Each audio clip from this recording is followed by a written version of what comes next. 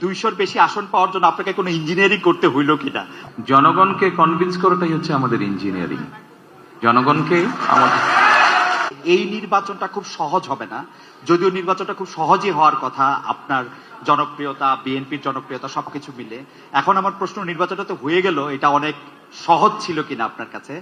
আর এই প্রশ্নটার একটা ছোট্ট লেজ হলো যে এরকম, যে একটু অভয় দিলে বলি যে আপনাকে কোনো এই 200-র বেশি আসন পাওয়ার জন্য আপনাকে কোনো ইঞ্জিনিয়ারিং করতে হইল কিনা? It's like, thank you so much. আপনাকে অভিনন্দন জানাই। আপনি আমাদের আমাদের জনগণকে কনভিন্স করাটাই হচ্ছে আমাদের ইঞ্জিনিয়ারিং। জনগণকে